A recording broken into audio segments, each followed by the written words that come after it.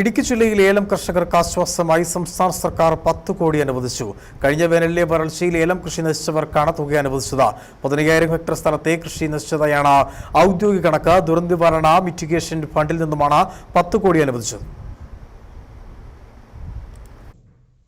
2024 ഉണ്ടായ കൊടും വരൾച്ചയിൽ ഇടുക്കി ജില്ലയിൽ വ്യാപകമായി ഏലം കൃഷി നശിച്ചിരുന്നു.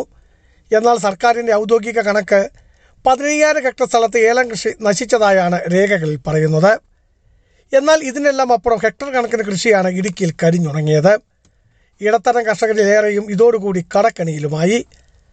വ്യാപക കൃഷിനാശമുണ്ടായ പ്രദേശങ്ങളിൽ കൃഷി വകുപ്പിൻ്റെയും ജലസേചന വകുപ്പിൻ്റെയും മന്ത്രിമാർ സന്ദർശനവും നടത്തിയിരുന്നു.